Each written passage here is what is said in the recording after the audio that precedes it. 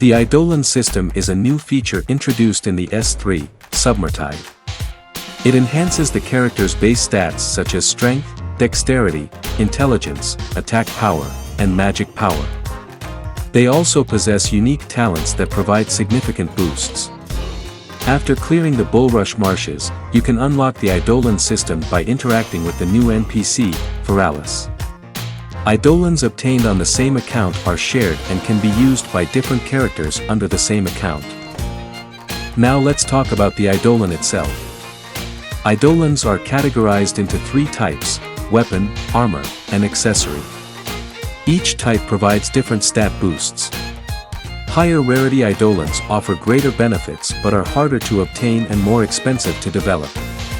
By the way, only one Idolan of each type can be equipped at a time. These are 4 things about Idolan: base stats, basic talents, advanced talents, and ultimate talents.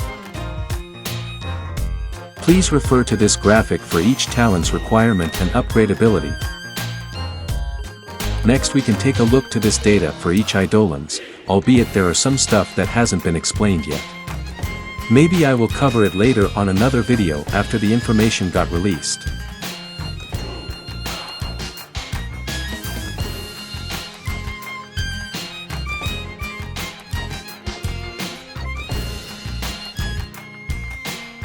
This is one of the example.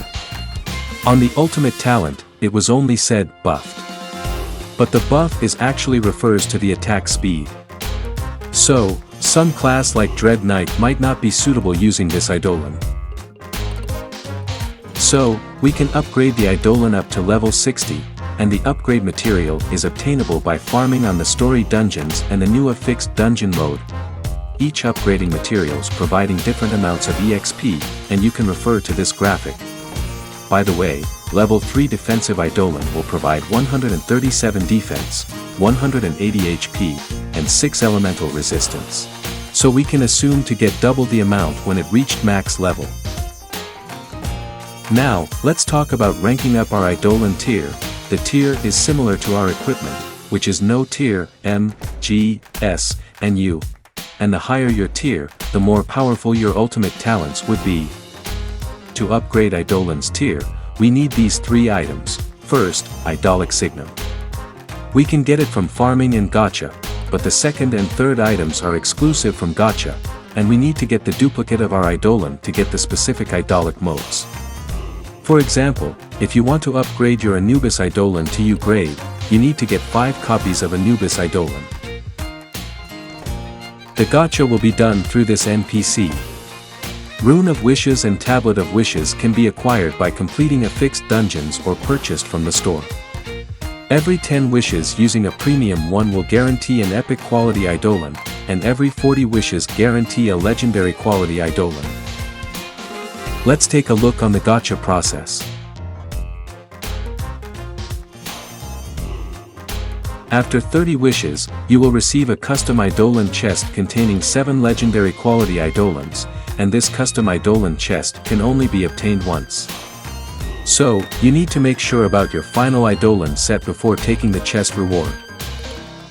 You can read about the wishes details here.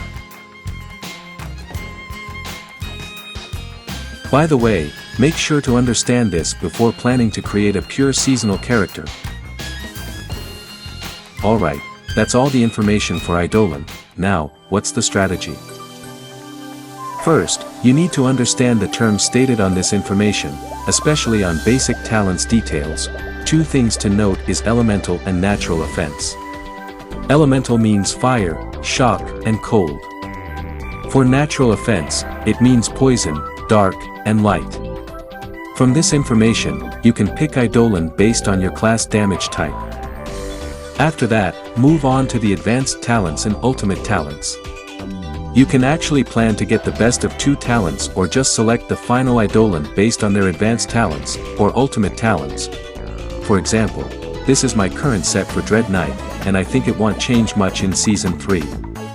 I have 2 fixed equipment here, weapon and necklace. So, I was left with 4 equipment slots. With Archwizard Idolan, I will get dark damage increase, gain intelligence bonus from ultimate, and there is no need for me to use all 3 archwizard equipment. Then, I can swap my helmet with extra dark damage equipment and use any Eidolon which I think have a good ultimate talents. Or change my helmet and shoes into another boss set and use a specific Eidolon to get maxed soul fatebound. You should really think hard about the final Idolan set, because if you pick the wrong one early, it might cost you dearly. Next, upgrading strategy. On the early game, most players won't have the desired Idolan set. So, you can actually use any Idolan and upgrade their tier, but not their level. Why? Because doing tier upgrade only requires duplicates of specific Idolan, so it doesn't affect other Idolan upgrading process. And, that's it for the video. Do you have some ideas about which Idolan is the best? Please let me know in the comment section. See ya!